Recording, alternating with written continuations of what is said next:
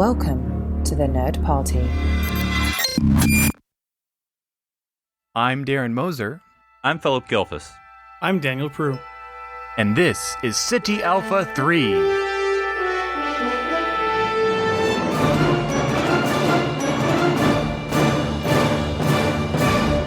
Hello and welcome to City Alpha 3, a Star Trek podcast here on the Nerd Party Network. I am Darren Moser, joined as always by my fellow Strandees, Philip and Daniel. Philip, I see you're in your Starfleet pajamas that happen to also look like a uniform, so you're always ready to go. This sounds like a very Boimler thing to do. Yes, yeah, they just call PJs T&Gs in the future. TNG stands for what? The nighttime garment.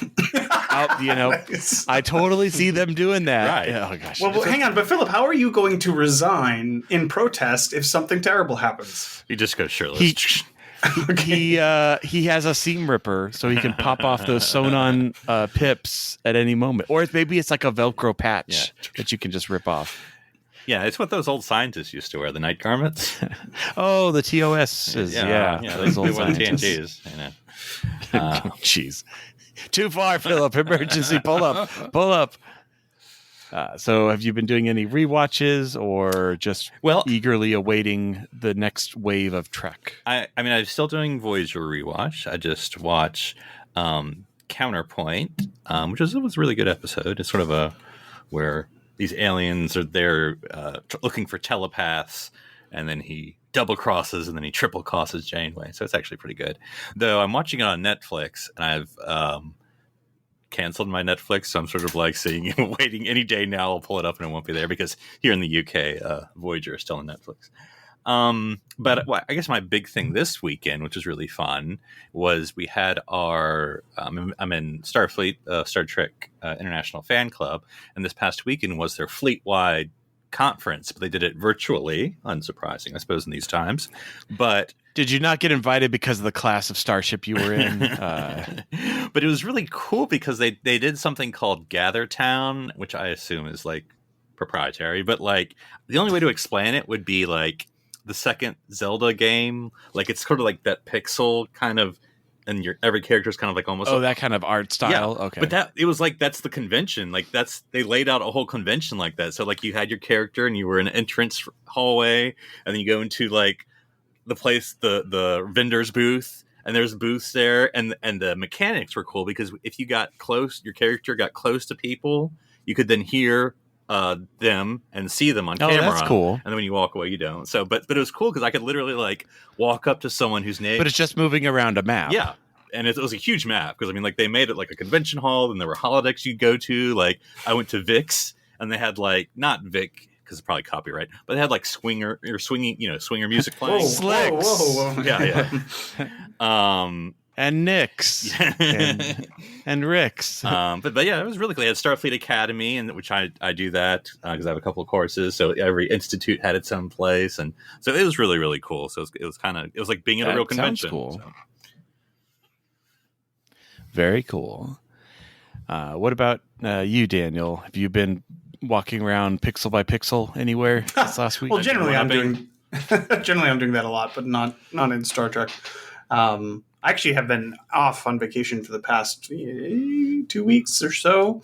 So my life has been kind of hectic. We got back into watching Deep Space Nine, though, and we watched the episode where O'Brien has to serve 40 years in mind prison. Mind prison. Uplifting episode. O'Brien must suffer. This is the episode my partner discovered O'Brien must suffer. She's like, why? And I explained to her, like, they do this every season. We've seen this a couple times up to this point, but nothing that bad, of course. That was it's probably the darkest episode, maybe in all of Star Trek, honestly. Certainly has a lot of serious subject matter, and it was heavy, but that's what they do to O'Brien. Done well. Can't say. Yeah, for sure. It's done very, very well. Mm-hmm. But it's it's a tough episode to swallow, but. Well, I've been looking forward to. I don't think they've given us an exact release date, but we should be getting the Star Trek Prodigy Supernova game. I think it's October. It's fall but- of 2022. Yeah, fall. Yeah, that nice generic time of the generic time. No.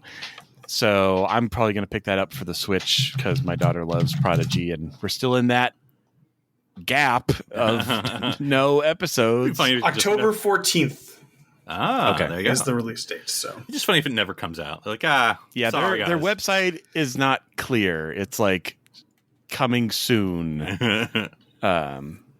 I think we'll actually be able to play the entire season through the video game before the actual season gets released. As actually, I have no idea. I don't know if the story follows the actual story of the things, or if it's like a side thing. I don't know what they're It's doing. funny, it just spoils the whole thing. Like, you can play as Chakotay. Yeah, Explains everything. You can play as Good question. hologram. I haven't rewatched it. No, it sounds like they're on their own. It's their own kind of sub story. Which makes the most sense. Which does, yeah. That they're all running around, and they do.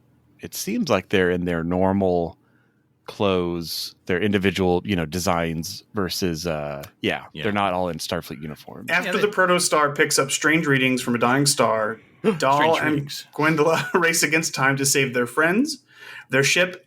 This is weird. This is a weird sentence. To save their friends, their ship, new alien species, and an entire planetary system before a supernova destroys them all. Whoa. We get shades of 2009 up in here. What is going on? 2009. Hey, it's a good plot point. Don't shake it. Hey, they don't know who Spock is. He can show up. That's right. That's right. Well, speaking of... I'm trying evacuate. We got to get out of here before the supernova. Actually, I'm missing my cat. Could you go to the next village and find the cat, bring it back here, and then I will evacuate? Okay.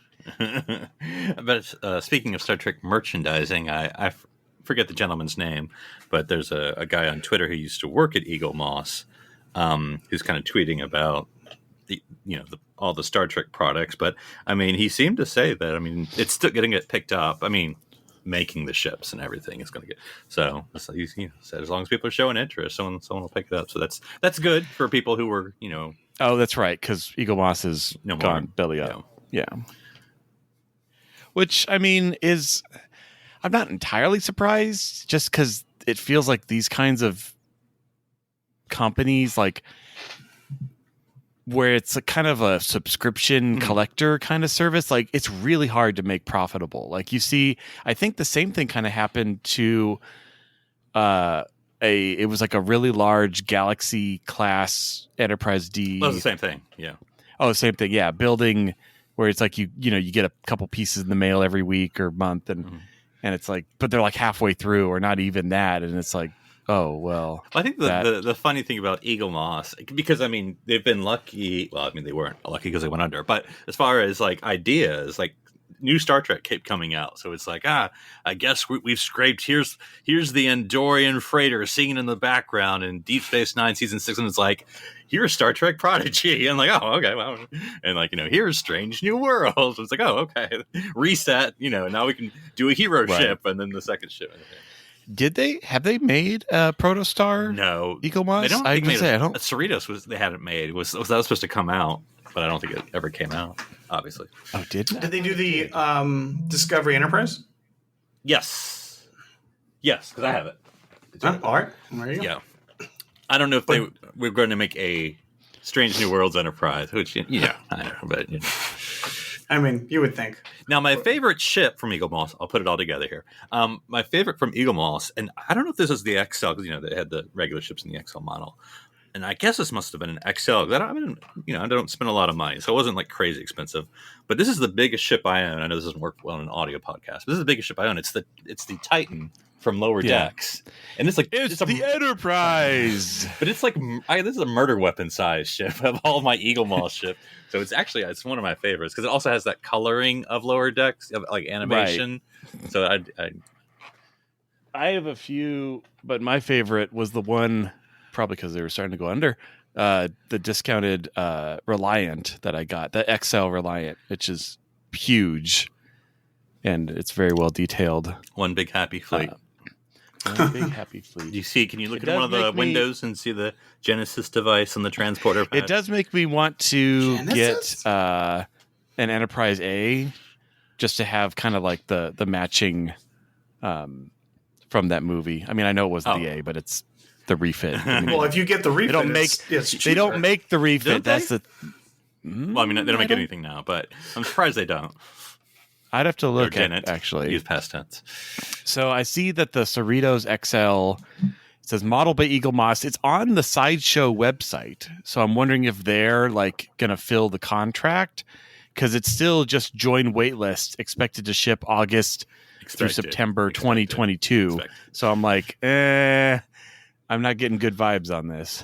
Now, one thing, sorry, and I know go to your topic. One thing I am waiting to come in the mail that I ordered, which, I know these things come when they come. But the Star Trek Voyager documentary is starting to fulfill its things, pledge goals. goodies, merchandise.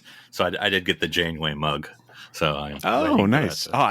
It's been a while since that came out. So well, I know these things always take time. Like I'm sure I don't know where they are in the production of the actual documentary. So, but That's what I was going to ask. I didn't. I wasn't sure. It's been a while since we've heard anything, but I guess it takes time to produce a documentary for sure. But that'll be exciting to watch, I'm sure. yeah, especially because I'm looking forward to it. Don't get me wrong, but I'm like with DS9, it was Ira, so not that it was easy, but it was easier to at least organize it, I'm sure. Whereas it's like some guys. I mean, not some guys, but it's some guys doing the Voyager one. It's not like someone from Voyager. So Yeah, who would you? I mean, I guess Brannon. You probably need kind of would be the closest person who would have. see, I was gonna say you need an inside person to partner with that's going to help you like make all these connections. Otherwise, what are you going to like ring up, Kate Mulgrew's phone number and be like, "Hey, can we chat?" Be interesting though. He's not known for finishing things. Brian Fuller. But Boo. because the Joker is his activities. But because with Voyager in the background, not that I'm an expert, get the Voyager people, is because it's really two parts. Because it's Jerry, Michael, and Rick, and only Rick's left of that crew, and then part 2 is Brannon, and because he basically did 5, 6, 7 seasons, and then the original crew did 1, 2, 3, 4, I think. Basically, it's a little post 7, and that's like another. It's almost a whole writing crew, new writing crew. So it's hard to have that one identity like with Ira and DS9. Yeah, we've got Chaos on the Bridge with TNG, but it definitely feels like Voyager is the show with the most drama in the background. Yeah. So it will be a very interesting. I hope they actually are real honest with this stuff, and we can actually see sort of what went on behind the scenes. That'd be really cool. Obviously the very famous issue with just be honest about it. Yeah. Be like, this is what happened. Yeah. The very famous feud between Mulgrew and Ryan, that alone, we already know that stuff, but there's got to be stuff that went on there. Jen, aren't aware of. Jen, Leon. Oh yeah, well yeah. I mean, how do you? Yeah. What are you going to do? That's going to be tough. But Yeah. it's funny because I was, and I think the West Wing started this. West Wing Weekly started the whole. Oh yeah, deluge of podcasts. Now we have The Office and all the Star Trek we have lines, The Deep Space Office. Nine, Voyager. Yep. But I've been listening to the Smallville podcast, Talkville, done by Michael Rosenbaum, who played Lex, and I'm going to forget his name now, but Tom Welling, who played Clark. And they briefly mention the actress that played Chloe Sullivan, who went on, of course, she got arrested for, she was in a cult, and a sex cult, basically. And so it's like, they briefly touch on it, and they don't shy away from it, but they don't really go into it. And it's like, how do you deal with something that, like that? How do you deal with that? You have to kind of acknowledge it in a way, but it's also well, maybe not. Maybe just, so I don't know. I don't envy that position, but yeah. Well, yeah. Speaking of, show podcasts, they just finished the end of season 3 of For All Mankind, and oh my gosh, does that show know how to do an amazing finale on each season? And but what's really fun is there's a official podcast that's hosted by the actress who plays Danielle Poole, Chris something, but so she does a great job hosting. It's really well produced. She'll have 1 or 2 people on every week, usually either a producer or an actor that has to do with that week's episode. and you hear that little behind the scenes snippet that we all want of like, oh, how was it writing this part of the character? Oh, did you expect this to happen? And it's really well done. Do they ever have Ron on there? I think so. I think they have. There's not. But how many? I don't know. Going off top. How many? Because that's basically what this is. Even that's a podcast versus a TV show. But like, how many post shows have really been successful? Because I feel like back in the day, which means like not that long ago, Walking Dead, like The Talking Dead was like the first show that really did that. I think. Right. And then they try to do it with everything afterwards. And then I know, Will Wheaton was doing the Star Trek show. Yeah, I was actually going to bring that up too, like, because Darren's talking about this, like, this is like an official podcast of the show. And like, I would also be skeptical of it only because like, okay, this is definitely going to be vetted. And this is like advertisement almost in a way. You know what I mean? Like, it's not that there's not some good that can come of it, but I liked this, like, reflecting back on and like not an official capacity, just like we were involved in this project and here's what happened, which like a lot of those shows there's different flavors to do for sure. Yeah. Like with the For All Mankind podcast, it's not a reflective because it just happened, but it does. Yeah, it is nice in the fact that you get to hear about, what were the writers thinking or how did they approach something or what was it like, doing wire work or whatever. And I think my answer to your question, Daniel, is not so much on the popularity, but on the quality. Is a lot of it really comes down to who they get to be the host. And Chris in the For All Mankind podcast, she's, like I said, she's really good. Like she's got that personality that lends itself well. She's obviously, it's very polished. I mean, she's casual about it. It's not like super official, but she does it in a way where as an actress on the show, she's kind of in the middle where it's like, she's not an executive producer. Like that'd be kind of weird. She doesn't have like money, the executive producer. Well, you know what I mean? But, yeah, but she's, it's like when all the actors go away to summer camp, you have fun, but you're not like, you're not the boss. It's not like the boss is interviewing you. It's like, how did you enjoy that part? I loved it, boss. Great. It was great, boss. It's like, no, she's in the middle and she's that trusted friend that people can talk about. Well, I think it would also be interesting to be the actor, depending on how they film any show, because you may be watching it for the first time. I mean, you have what you're doing. But you obviously don't always film in order, and you don't know what everyone else is doing. Maybe you read the whole script, maybe just read your lines, But so like you see the episode going, oh, and you're like, oh. That's what happened. Yeah, well, and For All Mankind, it'd be interesting because there'll be sometimes where they'll have two guests on, two actors, and they're like, yeah, we haven't filmed a single scene together because I'm on Mars and you're at Houston. And yeah, there's zero overlap of these characters. Spoilers that there's Mars in this universe, Darren. Oh yeah, this is what we call the Guardian Galaxy Vin Diesel issue. Yeah, exactly. No, and I'm sure. It's not like I was trying to disparage the idea of it. No. It's just like because there are interesting things I'm sure that come from actually recording while these things are going on. Like you're going to get more day-to-day kind of issues and like more recent like kind of issues. You can actually really like get into details and stuff like that. But, it makes me think of because they were like right on the cusp of this, web streaming thing. It makes me think of Stargate Universe, and they had one of the characters. And in Stargate Universe, they have these little, I think they called them like kinos or something. It's like little spheres that floated around and was a camera. So it basically was their version of like a probe they could send through the Stargate and know if it was safe on the other side. So what they did is they released a series of little short videos where it's just kind of like a journal where he's just walking around the ship talking about, now this is in the context of the show. So it's not like hi, I'm Troy McClure, videos, it's not like that, but they were trying something different, and these were only released online because that was just kind of becoming a thing, and it was like, hey, wouldn't our watchers want more content besides the standard episode of the week. Maybe we should have how a can we give that to them? board.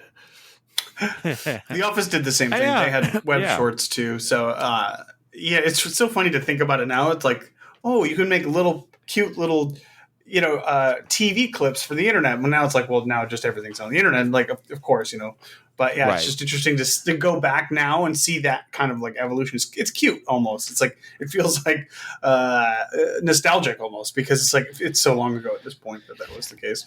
Yeah, because I think, I mean, it's all personal taste, of course, but I as a audience member, look, I mean, can you find Star Trek podcasts, especially this one, but any of them that are like, after that episode comes out that week, you can hear a review. Of course you can. But there's something like the immediate post show, which maybe that's just not a thing anymore, just because it's on demand and people watch whenever they want to watch. And it's not appointment television, but like something that I do for another show is reality TV. So like when I'm watching Big Brother in America or Survivor, not to give them a free plug, but Rob has a podcast network. Like after I watch Big Brother, I'm going and listening to their coverage, because it'll be like an hour after the episode airs. They're doing their recap, and so that's, I think that's always fun, because it's basically like really talking with the whole group, because there's like 4 people. But like I think with Star Trek, once you're watching a Lower Decks or a Prodigy or Discovery, it's not necessarily, they don't, because I think with the Will Wheaton show, and I haven't even watched it, I think so. Darren, I know you've watched it, because A little bit, yeah. What I always got from Will was, and I don't mean this in a bad way, but it's sort of like a happy talk. Everything was great, wasn't it? And I mean, everything's not great. Yeah, I would say, I know exactly what you're saying. That show, like you were kind of inferring, Daniel, it has that, the producer's sitting over there behind the camera while I'm talking to these actors, so I'm not really going to ever go into the negative, because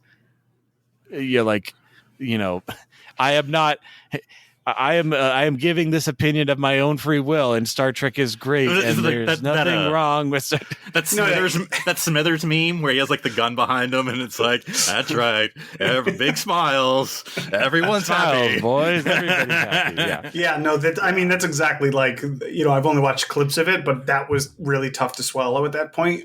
And I don't blame Will for it, because it's he's just hosting it. But like the idea of that, it's like, no, you're not getting any truth out of that experience. You're not even getting genuine interactions out of that experience. Like I remember there was a clip of him talking to Patrick about season 1 of Picard or whatever, and it was basically just a interview clip show generator, so that they could show let's take a look at that clip. Okay. And it was just like, nah, this is like, it's fine, it's just a part of the advertising machine. It has no truth value to it. It has no like you know what I mean? It's just part of the actual show marketing. That's all it is.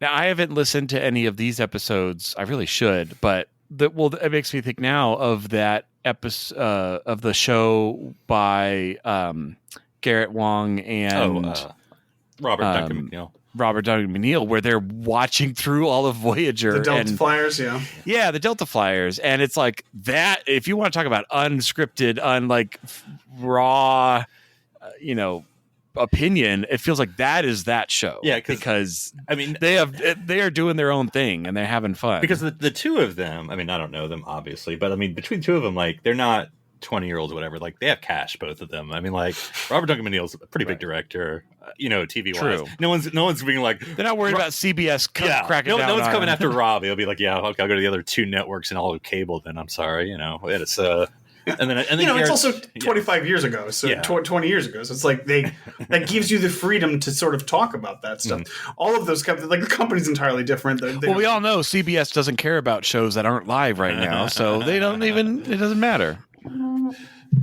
They're still trying to figure out that there's more than one country in the world. So what? So, no, it's interesting. Well, no, I mean, I had a different topic, but it seems like we're talking more about this today, which is fine. Well, it makes me curious, though. What would you guys want to see in a post-episode show for current Trek, aside from the Ready Room? So, like, would you want a podcast with the lower decks voice actors where they chat about, the shenanigans their characters got into, kind of like, The Talking Dead or For All Mankind, the official podcast? So I let me throw this out. We'd have to do every show differently, because for Lower Decks, of course, what you could do, because especially with Lower Decks, it's all, it's not live, obviously, well, none of them are. They're all, recorded a year prior, but especially Lower Decks, run a commentary on every episode. Just like you watch Lower Decks and then you watch Lower Decks again with commentary, and it's just, Mike and Tawny and Jack and I can't believe Mariner did this. They're just singing and doing imitations, and I mean that would just be the perfect, whatever. Someone doesn't understand what the reference they're making here, so someone has to explain the Star Trek episode. They would have to have the pause button because there's so many references. They would just have to... But I mean, but that doesn't work for a. Do you mean like right after audio track? If it was sync? If it was like or you're literally, or it's like an overlay that you could play on Paramount Plus. It's like the MST guys, what they do now, which is just an audio overlay. Oh, that'd be kind of cool. Yeah, if it's officially produced, they could put that in there. Like, it wouldn't be difficult for them to like a secondary audio channel, and that would be funny. I could see it because they could release it. I mean, you do whatever you want to, but you could release the podcast form, and it would be like the whole, all right, cue up episode 2, on your player, like 3, 2, 1, play. Yeah. I mean, that'd be my Lower Decks thing. It would just be them cracking up, or even if it was in them in real life, it would just be them drinking, at like a pub or a bar, just talking about, whatever. That's a loose group. I think so. I think so too. Lower Decks would be interesting too, because I would like to see some more behind the scenes stuff. I haven't put for the main cast I have, but for the secondary cast, like even the bridge crew, I haven't really put. I haven't put like a lot of the faces to the voices. So just even like the behind the scenes stuff where they show the voice actors going in the booth. Like that's always like super helpful to me to like kind of get the sense of these people, and that would be it. Could be the higher decks or upper decks if you want. That's the episode higher upper decks, or if you want to make like a toilet humor there, because you would have, I forget people's names. You'd have the captain, you'd have first officer, you'd have whoever plays. You basically would have. The 4 that are not the Lower Decks people, the main 4, but they're who are actually not the main characters, and they would be doing the show because they probably, they don't. Okay, that actually sounds more interesting because they're not the main characters, but they are big enough that they are part of the plot. Do that one episode, and I'm going to forget the character's name, but I think it was Richard. Oh God, I'm going to forget his name now. Where he multiplies, multiply. The Doppler. The Doppler. Yeah, thank you. Yeah. Doppler. Well, and because I'm sure there's Badgie, the guy from 30 Rock. Like you could do like all the guest spots too, Jack, and like So Jeffrey Combs, of course, Jeffrey Combs. The evil robot. Jonathan Frakes. Yeah. So it's basically everybody but the main 4. You can show them too, but of course, like I think that would be the joke. Like one of the 4 where you try to show up and they just kick him out every episode. Like, we don't have time. We don't have time for Jack. Quite sorry. Go to the brig. Tawny, sorry. We'll get to you next week.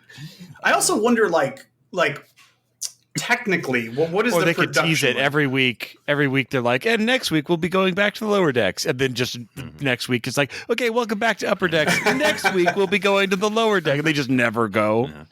I'd also like to see technically how the show is put together. I have no idea, like, well, how do you schedule all of these the voice roles? Like, what is like pre-production? What is it? A month? 3 weeks? Like versus production versus post-production versus voice like and like just actually you have a table read. Is there? And is it virtual? Like if I doubt they have a table read. Is that done in animated shows? Maybe I'm just ignorant, but I've never heard of that. I feel like Seth probably did it. He doesn't do that anymore. He doesn't even run his own shows anymore. But I bet Seth did that originally when he was first running Family Guy. But of course, that's back in the day at this point. So and he also did 80% of the voices. So it's it's just him and table read of 3 people. It's him and Seth Green. And the girl from the 70s show. I can't remember her name. And Lois, whatever. I can't remember her name. Yeah. I don't know who played Lois. Oh, she was from Saturday Night Live, I think. No, but I can't remember. Anyway, but yeah. Mad TV, maybe?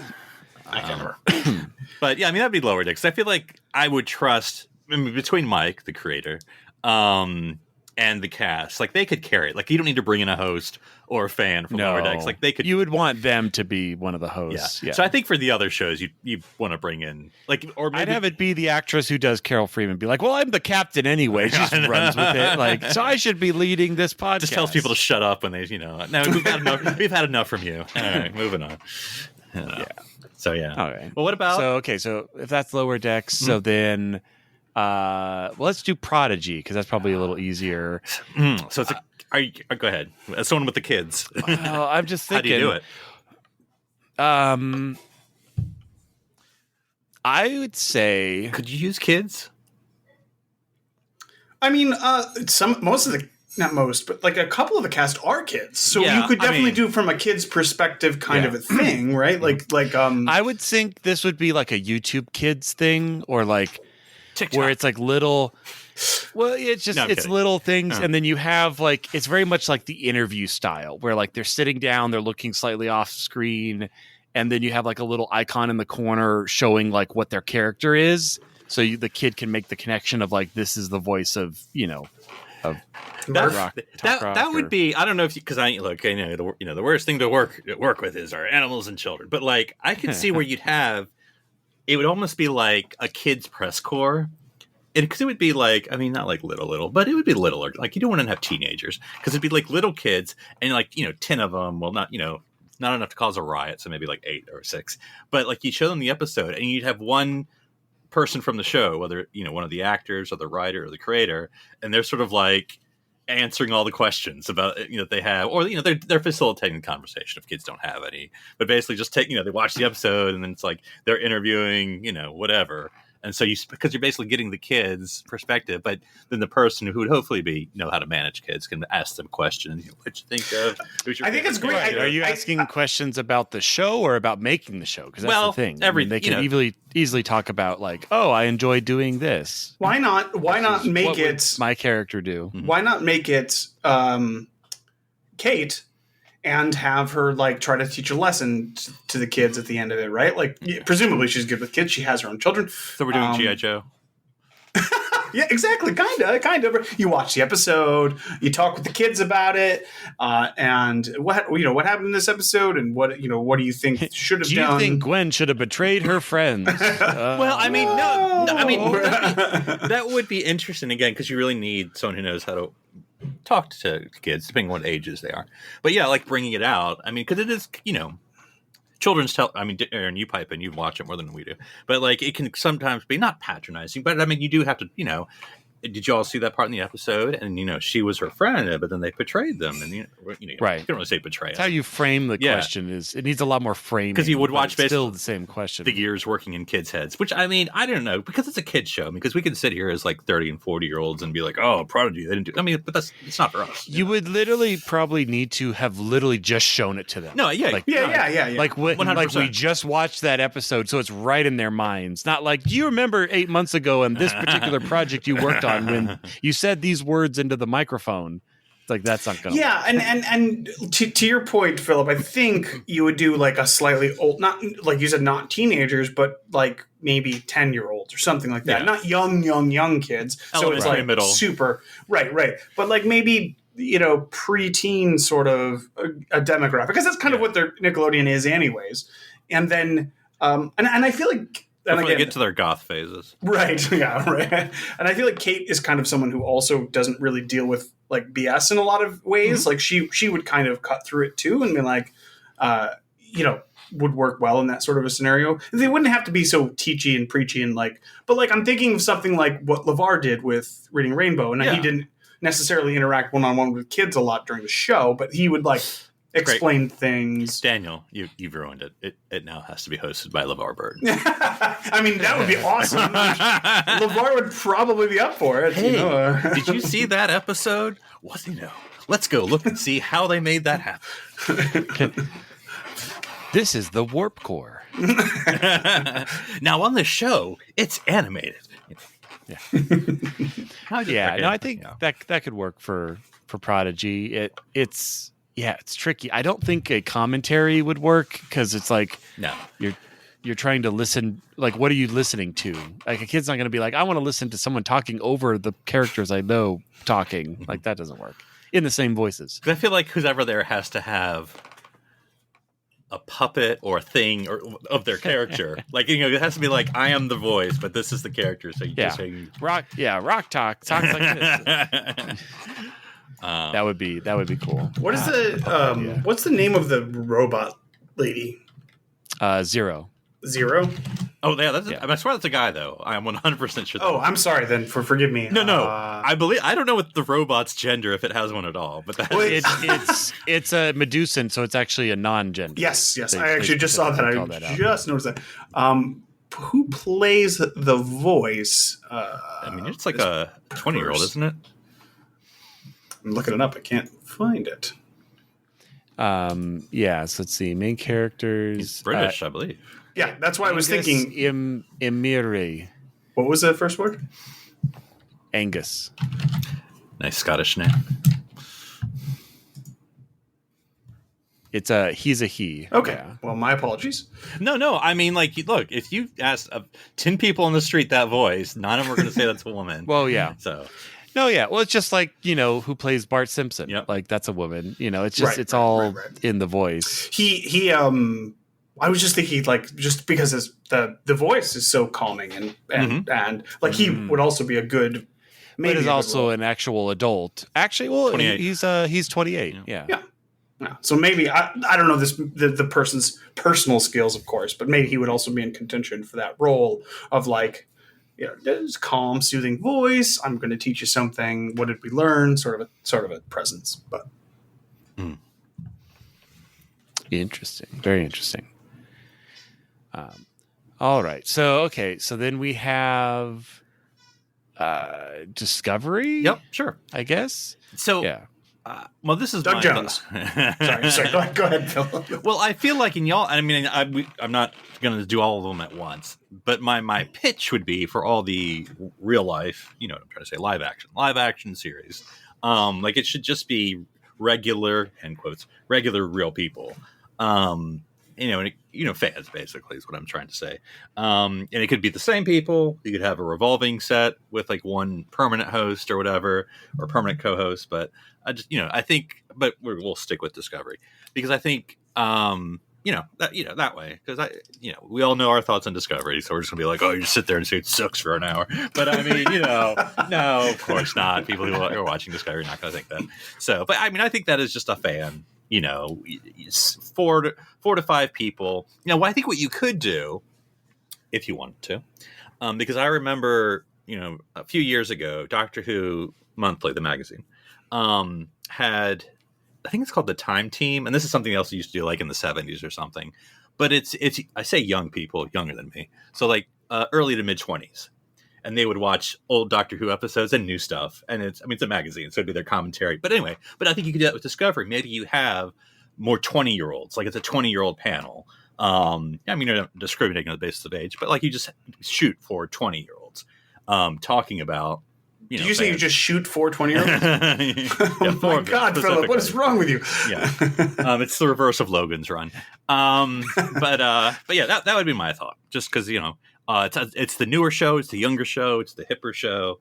And I think it'd be interesting to get their perspective. Who would the people be, like people working on the show, or is it just like random people, or like maybe like even like internet celeb, like YouTube celebrity sort of thing? Do you bring somebody? Do you bring people in from the external world, or are you using somebody within Star Trek? I guess is my question. Because I think that's the Discovery. I mean, and of course we're stovepiping or whatever you call it, which we shouldn't do. But like, because I think the Discovery panel, you'd want like people. This is their first Star Trek show, and then you'd want other people who are a fan of whatever previous Star Trek. And I think that'd be a good mix for Discovery discussion. Mm. I think that's what they're trying to do with that show. I mean, that's just me. Yeah, no, they're not the best people to ask. I mean, I could see it. I'm just trying to think of what benefit, like what would we get out of that sort of thing. I think just going over the show, like you see the episode, and afterwards they're like, "Oh, this was cool. This wasn't, this was something new they introduced. Oh, that was I didn't get that part. What is that? Oh, that's this. It would just be a more organic discussion and breaking down of people who, it's new to them." and so they can kind of see the show on its own. And then you have maybe people who have other Star Trek fandom, and then they can talk about that prism. It's interesting. It makes me think of, I think, like kind of the core conundrum of this kind of discussion of these after shows is their comparison to just regular podcasts where it's just people, like, I mean, obviously like us, who just talk about shows but have no connection to it, have no reason to not be upset about something, or meaning anytime you have an official show, and you've said this before, Philip, but like, you know, I'm just trying to picture that kind of a show, even though you're trying to generate like, oh, this is my first time watching it. But we all know in our hearts, like, nothing bad is ever going to come out of that person's mouth, like, ever. This is the issue I keep bumping into, because if they like if this existed in TNG, right? If there was a Patrick and Jonathan podcast from the late 80s, early 90s, or even if it was Brent and LeVar, I don't like the idea of that in a lot of ways. Like, my mind clashes with it. I want the people those actors to be those characters. If they did it now, it would be different, and I'd be fine with it. If they were reminiscing, that's what a lot of these podcasts are. They're reminiscing about things that happened 20 years ago. The actors are clearly moved on from the role. I don't. If it was like Sonequa and Mary Wilson or whoever, Cruz, like, yeah, Wilson or whatever. If it was if those people doing it again, it just feels like. It's like, oh, that's part of their contract. They just had to just do this sort of thing. It's not real. It's just shilling for the show, which is fine. That's what everybody does. That's not a big deal. But like, there's something about that experience of looking back that is kind of pure and honest and real. And if you're just there in the moment, it's just not. So you know what they could do? I don't know who would be the main person, because especially given what I know about the Discovery cast, what you could do is have them play D&D, because they all do it, as their characters on Discovery, and, you know, just do that. Okay. Because they play D&D on their own, with each other. Like, you can...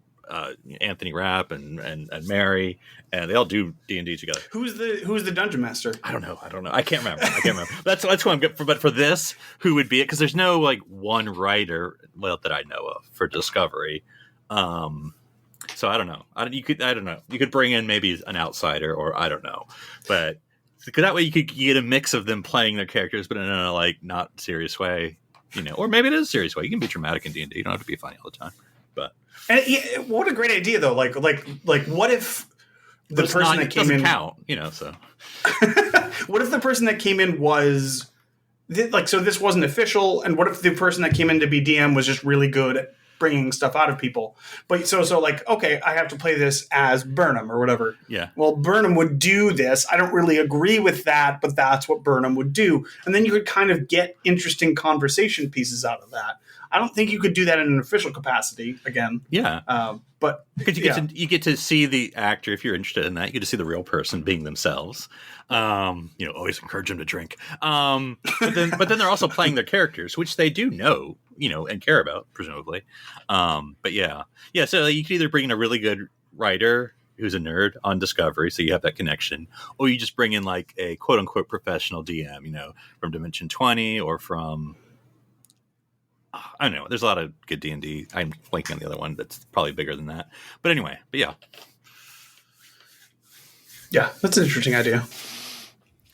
Yeah, no, I think that would be interesting to just to be able to have, you know, have it be... I like going the more fun route, like you said, like playing D&D, or like it's just seeing these people hang out and have fun and just be people. And that helps pull away from this is just part of their contract to be here and say things like it's like we like these shows, but we don't want it to just feel like part of the press tour. Right. Because we all know the kind of responses and talk that happens in a press tour. And it is, I mean, that's literally the same thing, except for it's just a different host every location. Well, that's even what worse these because like in press tours, the production company doesn't have control over the press themselves. So the press themselves could ask an incriminating question or a tough When's question. Section 31 coming out? And then like you would have it edited, but whatever. But like if it's everything is by the production company, then there's never going to be anything to challenge anything. And it just makes it really vanilla and really, really, really boring. And I don't know what you can do to spice that up. And now the hard part is I'm workshopping the name in my head. Disco RPG. Well, and but it's like you said though, Philip. If like let's just talk about Picard for now. Picard is in two kind of camps where you have like the questions I want to ask Patrick and Jonathan are very different than the questions I want to ask, any of the other casts. Like because that one feels the most connected to Trek history. I mean, especially season 3 as what we've been told. But so yeah, I would almost rather have one of the newer cast members like Rios or, have him be the main host and find a way of drawing out questions, not that we only want to hear from like Jerry Ryan and Patrick and, the people who have been in Trek longer, the legacy. Yeah. But also, get that dichotomy with like someone who just started, like have the actress who played Renee Picard come on or something and have her share about that. Like that could be more interesting because you're getting a combination of legacy and new. And that's one of the few things that show has. And I hate to keep using the term, but back in the day, in the day, they don't do this much anymore. But like Doctor Who has had a few. Those old scientists. I mean, even the new Who has had a few after shows. Now, Doctor Who Confidential, I think, was the most longest running. And it would literally be after Doctor Who. I mean, I didn't, obviously, this was when I lived in the United States, so I didn't see it. But because it would be like right after Doctor Who. And I don't think it was that long. Like 15 minutes, 20 minutes, 30. I mean, it wasn't any longer than that. But it would basically just be like a behind the scenes right after an episode of, so I mean, no spoilers about what's ahead, and it would, because I think they had younger, I mean, like early 20s people that would do the interviewing for that. And so, but it was basically sort of, documentary stuff, literally behind the scenes, here we are in wherever this filming location, and here's this new set, or, they always had like a hook to the episode of like this new set or this new setting, and, talking to, it was usually during the 10th Doctors when I think of this time as, so I'd be talking with David or whoever the companion was, maybe the writers. So, but yeah, you're just having a dedicated team, a small team that would just do the BTS, afterwards. It's instant DVD extra, basically. I mean, it's what it is. They're in the stores. They're in the stores before the episode even comes out. Yeah. So it's because like that's how Matt was announced as the 11th Doctor, was at Doctor Confidential. So at the end of that episode, I mean, it's tricky though because it makes me think back to like those little snippet episodes we were talking about for like The Office or for other shows. The hard thing is, or even not second Trek, short treks. Short treks, yeah.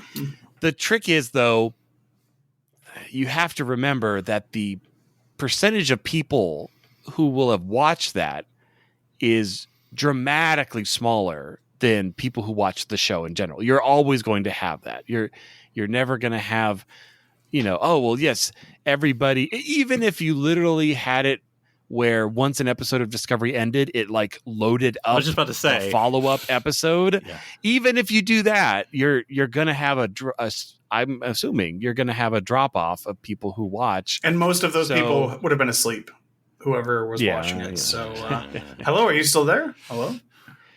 But, so it's just, would you put hard-hitting, brand new, fact-breaking, announcements in that kind of a show, knowing it's not going to be... I mean, it's chicken and egg. If you don't do it, no one will show up. If you're lucky. You give it to someone like Marina, right? Give the show to someone who's known, who has a reputation for being honest and open and making burritos while she chats with people. while she chats with people.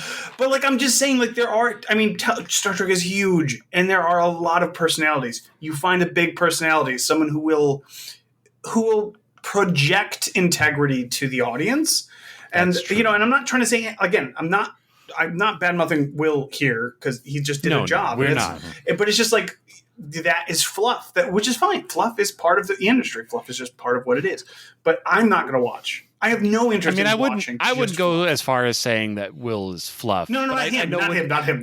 The production. Yes. The context in which he is bound within that show. Because Darren has limits. I know from what you've told us when you had watched it, that they do drop some interesting stuff, every now and then. Because I know you would say, oh, this thing. And so it's not like... It just wasn't really enough to keep watching it. Yeah. But, yeah. No, it's because, again, on its surface, it's very similar to... and maybe it's a matter of, like, overproduction, which is kind of... I know that sounds weird, but, like... Honestly, the core concept of the Ready Room after show and the For All Mankind official podcast is the same thing. It's an actor who's kind of tangentially in the show, who's talking to other people, producers sometimes, actors sometimes. But because it's just a podcast, it's just audio, I feel it's way looser. I do not feel that there is a heavy producer hand on the For All Mankind podcast. It feels like obviously it's produced by Chris and others. Like, she's not the only one. It's not just her little. It's that in between. It's not a Delta Flyer. Like, that's the spectrum. Like, Delta Flyer is at one end when it's just two guys who are outside of the studio loop and can do whatever they want talking about a property. In the middle is like For All Mankind, where it's official, but they're kind of given their own, sandbox to play in, and it's pretty fun, and they can do whatever and have fun. And then on the other end of the spectrum, you have like the Ready Room, where it's trying to look like a sandbox, but it's actually a highly scripted, highly produced, highly effects show that is not a podcast. It's not nothing. Yeah. Did you listen to the West Wing Weekly, Darren? I did not. I caught the West Wing. I think I watched a chunk of it when it was live air, but I mostly rewatched it later. No. I'm sorry. I mean the podcast. So I know you watched the West. I'm just Wing. saying. I'm assuming.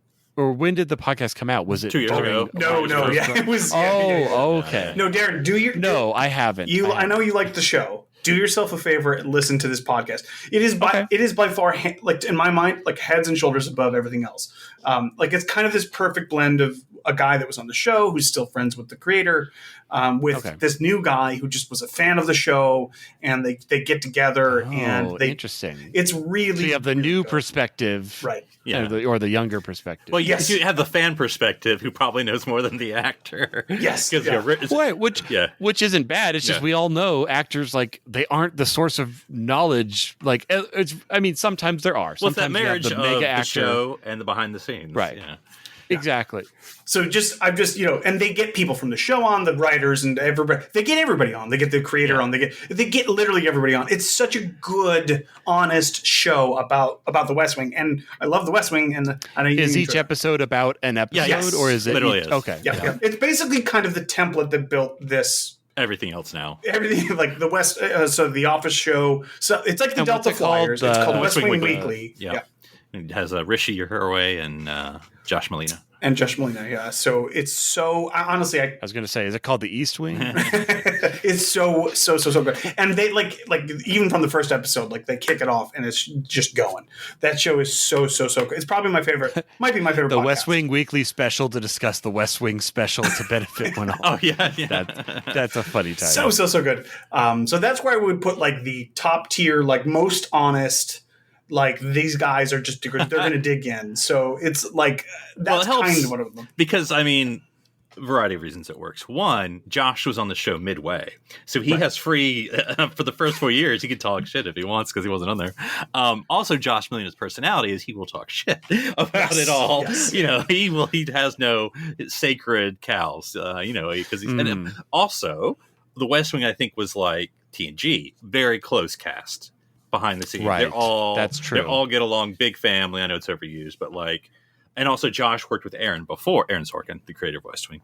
Yeah, they're good buds. They're good buds. Because Josh Molina was in the original Sports Night. Few Good Men. Oh, yeah, that's right. Yeah. Which was Aaron's first play. And then he was in Sports Night and all that stuff. And then Rishi knows West Wing, just being... he's probably younger than me, but Rishi knows West Wing, back and forth. So it's definitely funny.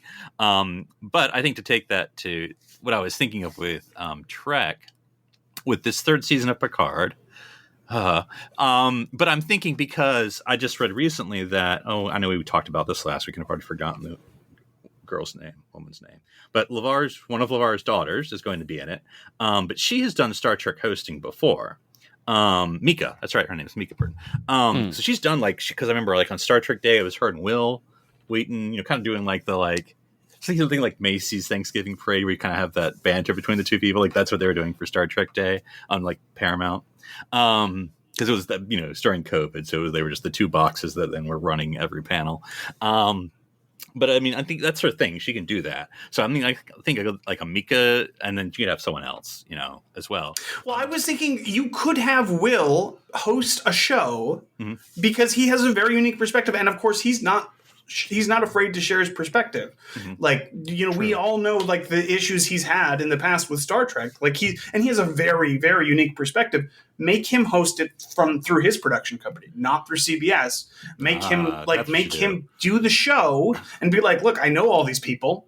I went on these shows. I can tell you what my experience was. And do it with, like you said, LeVar's daughter or whatever, or something, another big personality, and then just do it not officially, quote unquote, officially. And I don't, again, to these other shows have kind of been in retrospect, so I'm not sure. I don't know how well it would work, but maybe it would be more real than doing it with through the production company at the very least. It wouldn't feel like just a commercial. That's all. Yeah.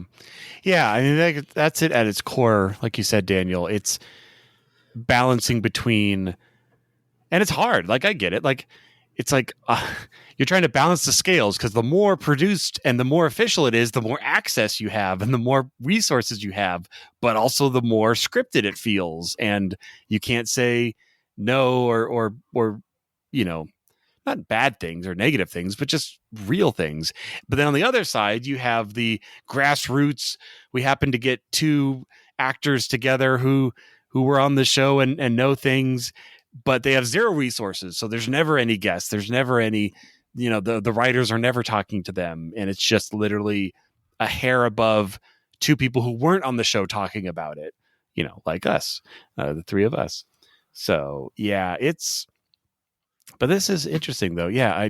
Did we miss any of the current shows? Strange New Worlds. Okay. I'm like, I feel like we're missing something. That one I feel has the best chance of being, because it feels like it already has that kind of tight knit group. They're kind of the new underdog, not underdog, but they're the overdog now. Yeah, overdog, yeah. I feel, I don't know. I feel like that group of people would be best for doing this kind of a show. Already, you know where you could do the show? You do it in the captain's kitchen. Oh, in the kitchen. Oh, where Anson's just having snacks, cooking. Yeah. Honestly, I would watch it, and it's just shot like that, like it's dinner with the captain.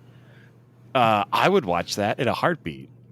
But it's literally them just as actors, they're not in uniform. Obviously, they're just in normal clothes, and they're just talking about being on Star Trek. That would be fun. I think that would be a lot of fun. Now we got to learn if Anson is as good of a cook as Pike is. Is That'd he be going funny. to be? Everyone has to cook, like a different person cooks every week. Oh yeah, that'd be 'Cause fun. you get a little actually. diversity of what they're, what they can do. Yeah. One week they're just like it says a microwave. I was like, hot pockets for everyone. Like, beep beep beep, and it go. Okay, well while that's running, let's chat about this last episode. It was really interesting. Where This week we're gonna have craft services, just like every other day here on the set. with the magic of editing, the dish is all plated. How'd that happen? Yeah, no, I think that would be really interesting. Well, like I said, I don't know, but something in my gut feels like that cast from that show would slide right into that kind of and I mean, not to joke, but you could like, what would the actor who played the chief engineer, like, what would he cook? Because he's also blind, so he'd need to. But that would be interesting because I'm sure he prepares his own food in life, so it'd be interesting to see how he does that for his friends. Yeah, that could be an interesting. that'd be cool. Interesting episode. Yeah. And then and you could have a totally other actor or actress who's like, I don't cook, so here's the microwave. here. Or they just I ordered pizzas for everyone. They bring in their yay, they bring in their pizza. parents or their spouse or partner or kids, and they can cook for everyone else. Yeah, that would be kind of cool. Get to know the actors as a group behind the scenes. That would be fine. That's the kind of fluff I say. That would be at least interesting. Like it's like, oh, okay. And there's a few poignant questions. Like let's say Anson's like stirring something up, and he's like, yeah, well, when they asked me to be on the show, like it kind of feels like those the show coming out interviews we saw where they're like sitting in the captain's chair or whatever, and they're just talking about getting asked to do the show, because it was still that spark of interest where it's not obviously they're going to say they were excited about it, and we want to be excited about it, because you could almost have, I mean, this is probably too much, but I'll go be too much. Sorry, I forget what it's called. But anyway, on a podcast I listen to, political podcasts, they'll like play interviews from the other side and then stop and talk about it and then go. But like that could be like Strange New Worlds. They're like watching the episode because look, for them it's been a year and a half. They've already filmed this. That's true. That's so like true. they're at dinner watching and someone can just say stop at any time and be like that could work and then go. It's like a commentary, except you could stop it. That's and it's in real life.